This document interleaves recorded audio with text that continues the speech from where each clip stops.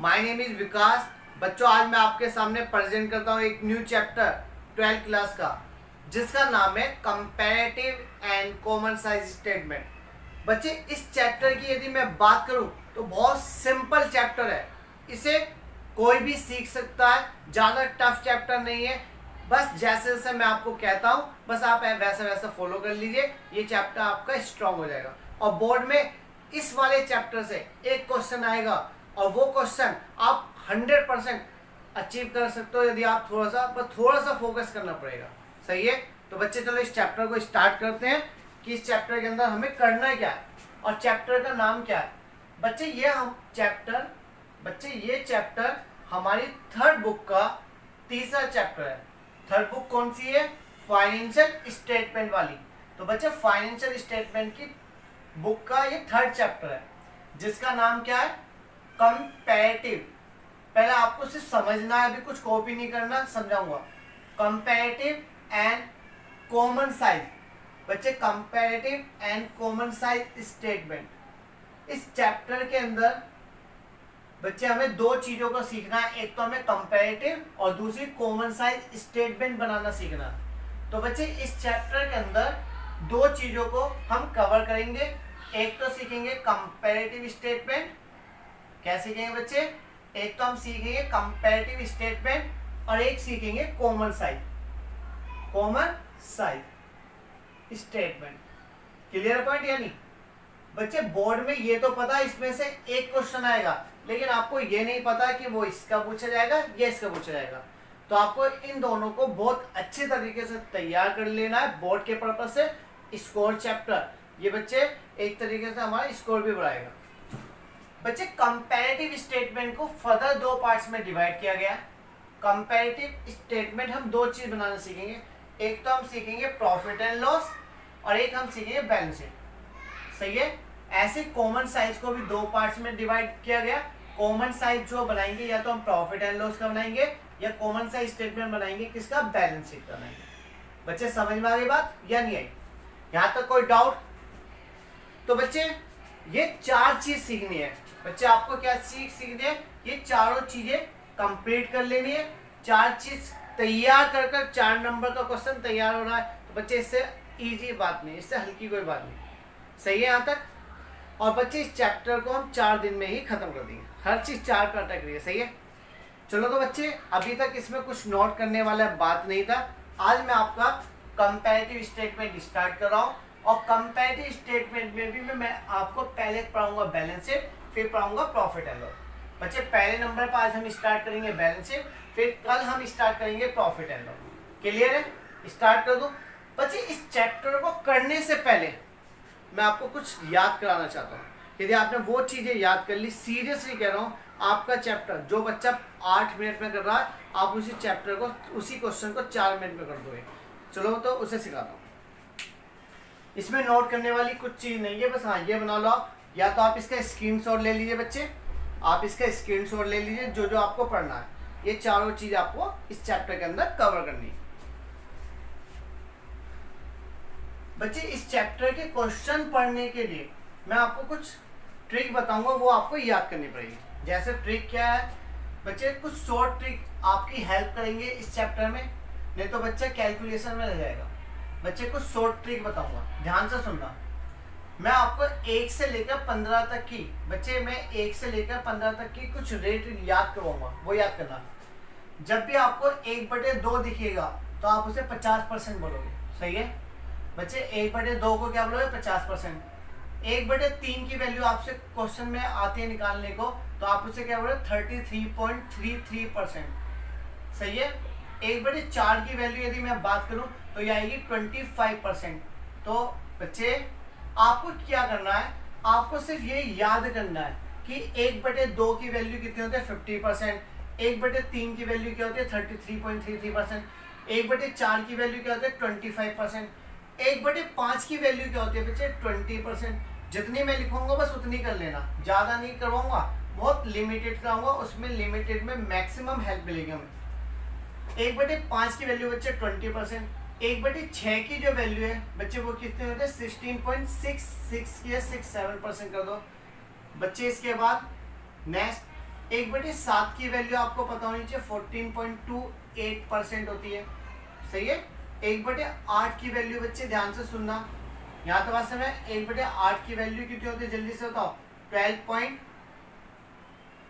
बच्चे एक इसके आते हैं 12.50, सही है। इसके बाद आ जाओ इधर 8, 9 बच्चे 1/9 की वैल्यू आपको पता होनी चाहिए। 1/9 की जो वैल्यू होती है 11.11%, सही है। 1/10 की वैल्यू आपको पता होनी चाहिए, तो सिंपल एक जो से 10% आ गई, सही है। 10 1/11 की वैल्यू पता होनी चाहिए बच्चे। 1/11 की वैल्यू कितनी होती है 9.09%।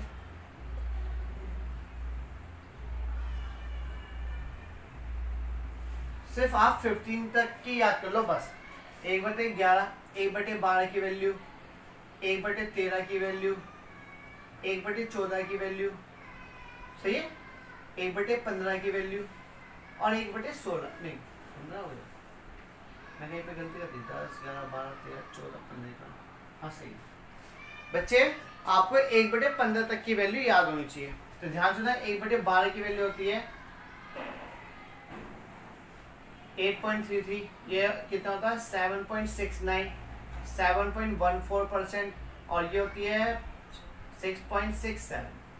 तो बच्चे जो मैं आपको परसेंटेज ये लिखवाई है ये आपको लर्न होनी चाहिए।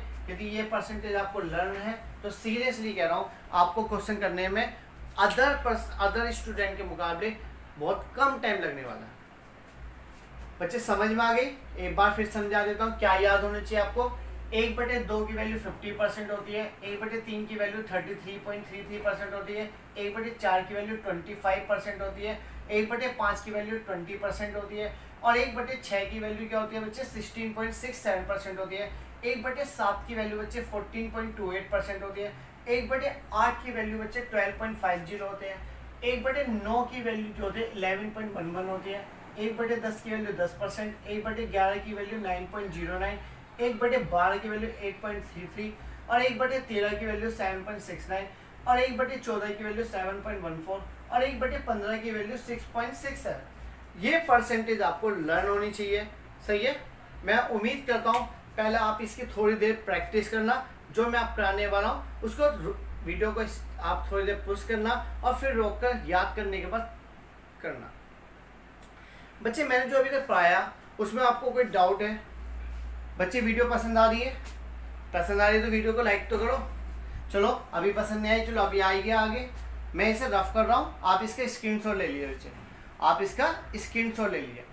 अब मैं बच्चे अपना पहला टॉपिक स्टार्ट कर रहा हूँ, बड़े ध्यान से समझना। उसका एक फॉर्मेट है वो आपको याद होना चाहिए, सही है बच्चे। आपको वो फॉर्मेट याद होना चाहिए। तो वो फॉर्मेट क्या समझना। सबसे पहले फॉर्मेट बताना बच्चे, पूरा क्वेश्चन कराऊंगा, पूरा डिक्टो क्वेश्चन कराऊंगा, पहले आप समझ लो। पहले मान लो हम एक कंपनी, सबसे पहले कंपनी का नाम लिखेंगे। जैसे कंपनी का नाम दिया है क्वेश्चन में तो लिख देंगे। जैसे मैंने एग्जांपल के तौर पे XYZ लिमिटेड ले लिया, एक कंपनी ले ली। पहली लाइन में हम लिखेंगे सबसे पहले XYZ लिमिटेड। जस्ट उसके नीचे लिखेंगे जो भी आप बना रहे हो, या तो आप बनाओगे कंपैरेटिव बैलेंस शीट या प्रॉफिट एंड लॉस। मैं आज आपको सिखा रहा हूँ कंपैरेटिव बैलेंस शीट। बच्चे मैं आपको आज क्या सिखा रहा हूँ, कंपैरेटिव बैलेंस शीट बना रहे हैं।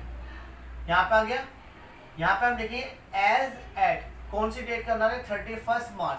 जैसा हमारे यहाँ पे 20 चलेगा, 31 मार्च 20 नई बुक्स के हिसाब से, पुरानी बुक्स में कुछ और भी हो सकता है, देखना पड़ेगा। सबसे पहली लाइन में हम लिखेंगे XYZ लिमिटेड, जिस भी कंपनी का बना रहे हैं। दूसरे में जो बना रहे हैं, जैसे मैंने आज आपको सिखा क्या रहा हूँ बच्चे, मैं आज आपको सिखा रहा हूँ कंपैरेटिव बैलेंस शीट।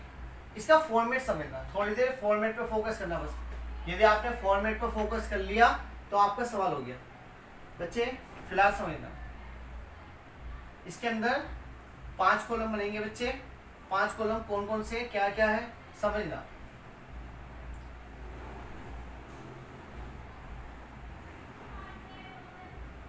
तो बच्चे ध्यान से सुनना, सबसे पहले यहाँ पे आता है पर्टिकुलर। इसके अंदर थोड़ा फॉर्मेट का यूज ज्यादा है बच्चे। पहले नंबर पे पर्टिकुलर का कॉलम, दूसरा होता है नोट नंबर, सही है बच्चे। इसके बाद यहाँ पे आता है प्रीवियस ईयर और यहाँ आता है करेंट ईयर। प्रीवियस ईयर मान लो, जैसे आपको 2 साल दे रखे 14 और 15, तो आपका प्रीवियस ईयर कौन सा ये माना जाएगा और करेंट ईयर कौन सा माना 15। तो यहाँ पे आता प्रीवियस ईयर और यहाँ पे आता आपका करेंट ईयर। ये चीजें आपको गिवन होगी क्वेश्चन में, ये तो जैसे दे रखी वैसी कॉपी करनी है, सही है बच्चे। इसके बाद ये 2 कॉलम आपको तैयार करने हैं, तो ये कैसे बनाएंगे ध्यान सुना। यहाँ पे लिखा जाता ऑब्सोल्यूट चेंज, क्या लिखा जाता बच्चे ऑब्सोल्यूट चेंज, और इसमें लिखा जाता परसेंटेज चेंज, क्या लिखा जाता बच्चे परसेंटेज चेंज। यहाँ तक बात समझ में, इसमें एक चीज आती है इंक्रीज डिक्रीज इंक्रीज डिक्रीज। यहाँ तक बात समझ में, ये फॉर्मेट इतना समझ में आ गया बच्चे, बहुत सिंपल है, पहले बस एक बार फोकस करके समझ लो। हमेशा इसे ए कॉलम बोलेंगे, इसे बी बोलेंगे, इसे सी बोलेंगे और इसे डी बोलेंगे। बच्चे ये दोनों क्वेश्चन तो ये दोनों तो हमें दे रखा, इन दोनों की हेल्प से सी बनाना पड़ेगा और इन तीनों की सहायता से डी बनाना पड़ेगा। समझना, जो सी कॉलम है वो कैसे बनेगा, बी में से ए घटाया जाएगा, तो बी में से ए घटा दो, जो वैल्यू निकलेगी वो सी की निकल जाएगी। और डी कैसे निकलेगा, जो हमारा सी कॉलम था उसको ए से डिवाइड करेंगे और 100 से मल्टीप्लाई करेंगे। यहाँ पे ये हमारा पूरा फॉर्मेट है बच्चे, ये हमारा क्या बन गया फॉर्मेट बन गया। यहाँ तो कोई डाउट है तो बताओ पहले। यहाँ पे पर्टिकुलर हम लिखते ही हैं। अब बच्चे बुक्स का, नई बुक्स का मैं सेकंड क्वेश्चन करा रहा हूँ, पहले मैं उसे कॉपी कर देता हूँ जिससे आपको समझ में आ जाए। पहले तो यहाँ पे कोई वीडियो में प्रॉब्लम, यहाँ पे कुछ समझ में आया नहीं आया।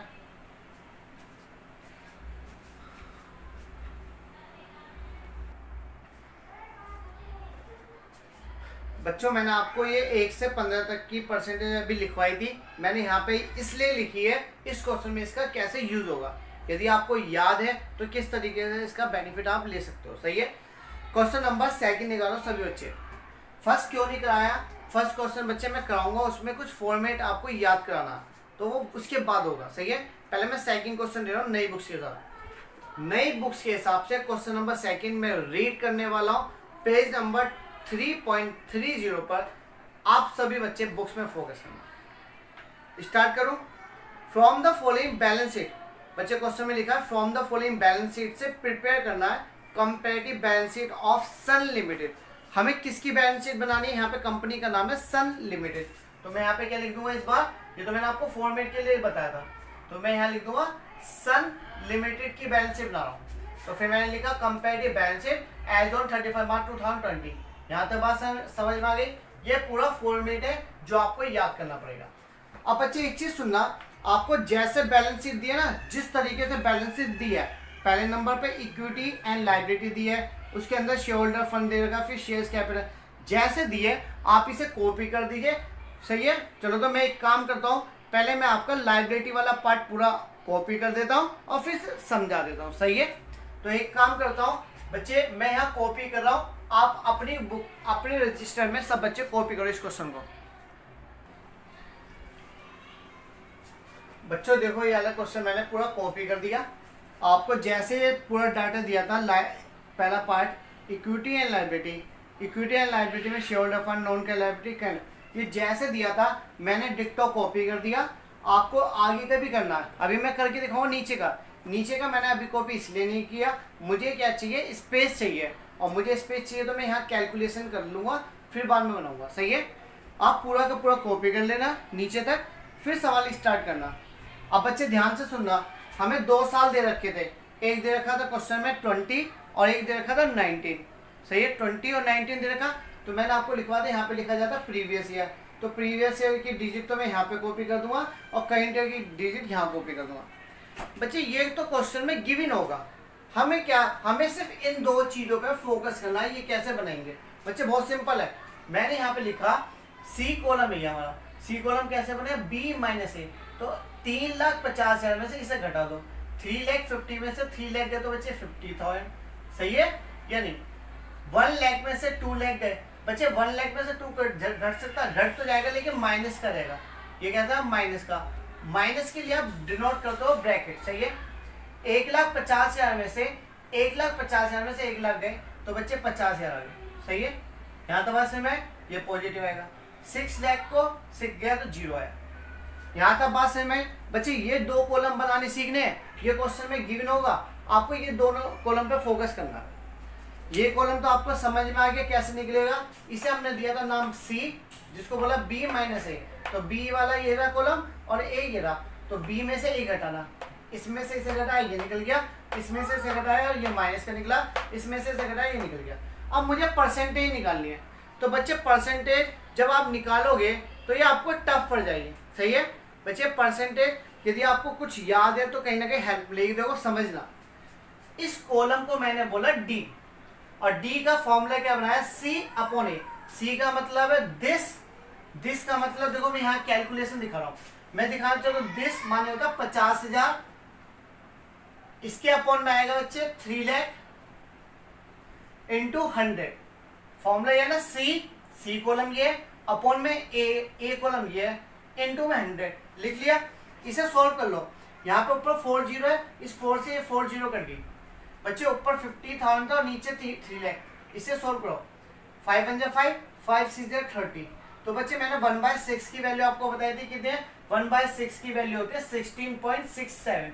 यदि आपको याद है तो आप लिख सकते हो, और यदि याद नहीं तो वहाँ कैलकुलेशन में लगे रहोगे, और उस कैलकुलेशन में आपका टाइम इतना कंज्यूम हो जाएगा बहुत ज़्यादा। आपको सीरियस कहना, मेरा जो बच्चा होता है इसी सवाल को 2 या 3 मिनट में सवाल करके दे देता, और ये अदर बच्चे होते हैं सीरियसली बोलो 5 से 6 मिनट ले लेते हैं, डबल टाइम देते हैं। बच्चे समझना, नहीं समझ में आया कोई दिक्कत नहीं, दोबारा समझाता हूँ। बच्चे इस वाले कॉलम का नाम है डी, और जो डी बनाया जाएगा वो सी अपॉन ए करके आएगा। तो सी अपॉन ए करने का मतलब ये है सी। तो बच्चे माइनस का 1 लाख, सी अपॉन में ए आया 2 लाख इंटू 100। बच्चे मुझे देखते ही पता चल रहा है परसेंटेज कितनी है, क्योंकि मुझे याद है नीचे 50 ऊपर 50, और 1/2 की वैल्यू मैंने भी बताई थी, 1/2 की वैल्यू 50%। तो बच्चे यहाँ 50% आएगा, बस ब्रैकेट माइनस का, क्योंकि माइनस का आएगा। नहीं समझ में आया, चलो एक बार और समझाता हूँ, समझने की कोशिश करना। बच्चे सी कॉलम तो आपका ये है, तो यहाँ पे क्या सी अपॉन में 50,000 डिवाइड बाय कितना 1 lakh, 50,000 divide by 1 lakh into 100, क्योंकि हम परसेंटेज निकाले तो 100 से मल्टीप्लाई करेंगे। तो बच्चे ऊपर है 4 जीरो, नीचे भी 4 जीरो, 5 से काटो, 5 1 5, 5 2 जा, तो 1/2 की वैल्यू, फिर से 1/2 की वैल्यू 50%। बच्चे यहाँ तो जीरो है, और जैसी जीरो तो ये भी जीरो। बच्चे आपको समझ में आया? ये मैंने आपको अभी लाइबिलिटी वाला पार्ट कराया। इसी के जस्ट नीचे बच्चे, इसी के जस्ट नीचे एसेट वाला पार्ट जो दे रखा है वो पहले कॉपी करता हूँ फिर समझाता हूँ। बच्चे एक बात समझना, जब हम यहाँ टोटल करेंगे तो टोटल के नीचे 2 लाइन जरूर बनाएंगे। सही है, इन 2 लाइन का मीनिंग होता है कि इनको आगे टोटल में काउंट कवर नहीं किया जाएगा। बच्चे पहले मैं क्वेश्चन कॉपी कर लेता हूँ, जो रिमेनिंग क्वेश्चन बचा है, रिमेनिंग पार्ट जो बचा है क्वेश्चन का, वो मैं कॉपी कर लेता हूँ और फिर मैं इसको सोल्व कराता हूँ। तो बच्चे अब हमारे सेकंड नंबर पे दे रखी है एसेट्स। सेकंड नंबर पे बच्चे हमें क्या दे रखी है, एसेट दे रखी है। सही है, एसेट्स। तो एसेट्स में 1 बाय 1 जैसे जैसे दे रखा है मैं कॉपी करता हूँ फिर समझाता हूँ। आप इतना क्वेश्चन समझ लीजिए। बच्चे मैंने आपको ये अलग पार्ट भी कॉपी कर दिया, अब मैं इसे समझाता हूँ। तो समझाने के लिए मैं यहाँ पे इस पेज यूज करूँगा, ध्यान से सुनना। पूरा क्वेश्चन में पहले मैंने आपको ये वाला पार्ट कॉपी करा, फिर ये समझाया, अब मैं ये वाला पार्ट करके समझाऊँ। आप एक साथ कर सकते हो, पूरा क्वेश्चन कॉपी कर लीजिए, फिर ये दोनों रो बना लीजिए। बच्चे आपको पता है यहाँ पे वही वाला फॉर्मूला लेना है क्या, ये आपका पूरा कॉलम सी है, बी माइनस ए। 4 लाख में से 3 लाख, बच्चे 4 लाख में से 3 लाख गया तो 1 लाख आ गया, और बच्चे 2 लाख में से 3 लाख गया तो भी 1 लाख, बस ये माइनस का आएगा। और बच्चे 6 में से 6 गए, जीरो, यहाँ जीरो, यहाँ जीरो आएगी। बच्चे 2% रह गई, हमारा क्वेश्चन कंप्लीट रहेगा। ये वाला कॉलम है पूरा डी, इसको निकालने का फॉर्मूला था सी अपॉन ए इंटू 100। तो बच्चे सी तो हमारा ये 1 लाख, बच्चे ध्यान सुना 1 लाख, डिवाइड में आना 3 लाख, डिवाइड में क्या आना बच्चे, इसके अपॉन में आएगा ए वाला पार्ट 3 लाख, 3 लाख इंटू 100। बच्चे ध्यान सुना यहाँ पे बात से मैं अब इसे सोल्व करना है। इन 5 जीरो से ये 5 जीरो जाएगी, यहाँ पे हमारा वैल्यू कितना है, 1/3 आ गई। बच्चे 1/3 की वैल्यू भी मैंने आपको लिखवाई थी, कितनी होती है, 1/3 की वैल्यू आती है 33.33। बच्चे इसके बाद फिर से देखो, यहाँ पर देखें, अब इसकी परसेंटेज निकालनी, यहाँ पर भी देखो क्या दिख रहा है, ये 5 जीरो, ऊपर आएगा 1 लाख, नीचे आएगा 3 लाख, 5 से 5 जीरो कटे तो 1/3 आएगा, और 1/3 की मल्टीप्लाई 33.33। बच्चे इसी तरीके से आपके सारे क्वेश्चन बैलेंस शीट के हो जाएंगे। जो क्वेश्चन नहीं होता आप मुझे कमेंट बॉक्स में लिख देना, मैं उन्हें और बढ़िया तरीके से कराऊंगा और अच्छे तरीके से कराऊंगा। सही है बच्चे, आज के लिए हम फर्स्ट पार्ट में इतना ही रखते हैं। सीरियस कह रहा हूँ, वीडियो ऐसी वीडियो आपको कहीं मिलेगी नहीं, देख लेना, चाहे इसके अलावा 10 चैनल देख लेना, ये चीज़ें किसी में नहीं बताई गई, ये मैंने अपने तरीके से बताई। सही है बच्चे, वीडियो पसंद आ रही है तो लाइक करो। आज के लिए बच्चे हम इतना ही रखते हैं। ओके बच्चों, बाय, थैंक